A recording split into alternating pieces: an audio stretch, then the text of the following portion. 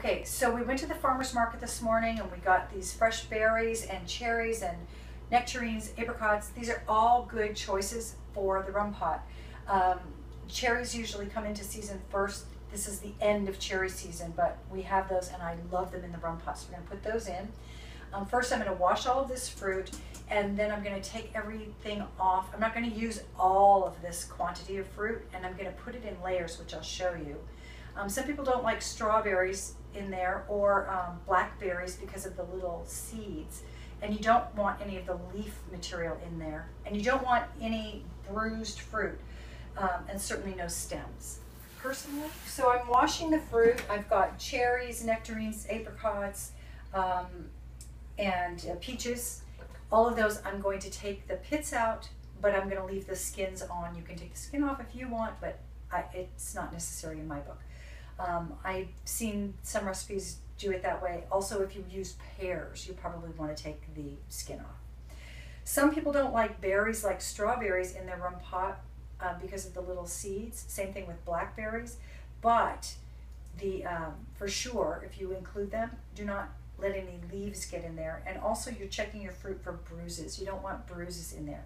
It's okay if the fruit has an imperfection because it's organic or something like that in the skin, that's fine, but it shouldn't be bruised, and certainly not moldy, because that will ruin your rum pot. Okay, so I'm going to now dry my fruit and then take the pits out, and I'll show you how I layer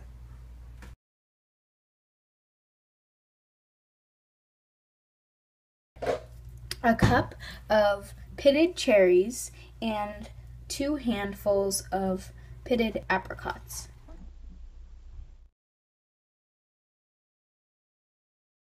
Three more things to do. I have to add the sugar, the rum, and then I'm going to cover my rum pot with plastic wrap. So I'm going to, technically they tell you to use a kitchen scale, so for every ounce of fruit you're adding an ounce of sugar. So it's equal parts sugar and fruit. I don't do it that way. I just cover it. I just cover the fruit with sugar. So I know my pot's full to this point with fruit, and I'm going to fill it to there because the pot gets wider with brown sugar. Do not stir. You just go ahead and put it right in.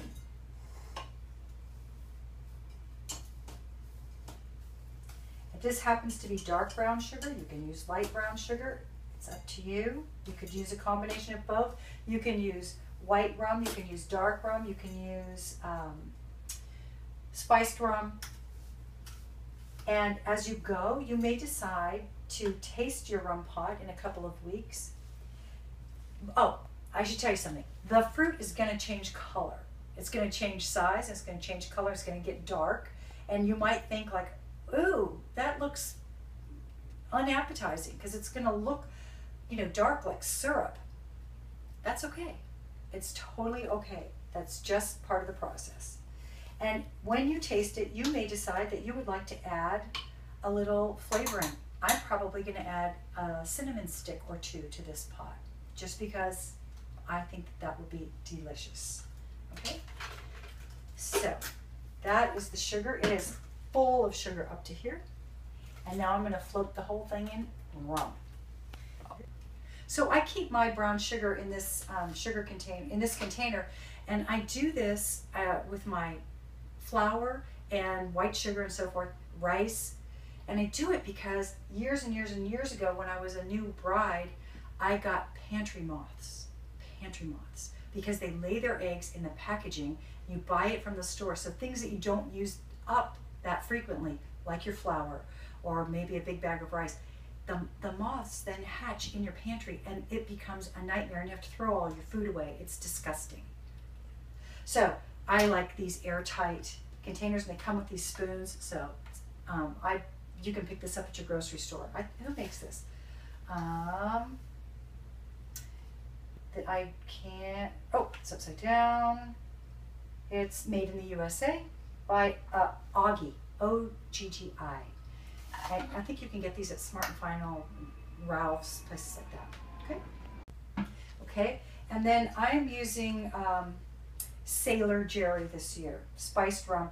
because it's 92 proof. So I'm looking for that high alcohol content. And so I'm going to just open that up, and I'm going to pour this in until it covers all of the fruit and the sugar. And by the way, this was on sale today, so I'm feeling very proud of myself. Yep, it was, got it at Ralph's Market. I think they're a Kroger, part of the Kroger family. Okay, so this is a kind of effectively melting the sugar down. So you're seeing a lot of rum goes into the rum pot. Go, go, go, go, go. Okay, we're just starting to get to the top of the fruit, and then I'm going to go past the fruit by about an inch. There we go. So you can see the sugar is disappearing already. Okay. And the last step.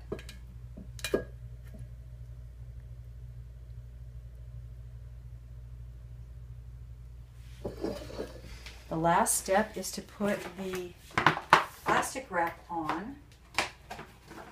And don't get this plastic wrap. I love how it clings, but it's so impossible to work with this box, even though it has a really great cutter.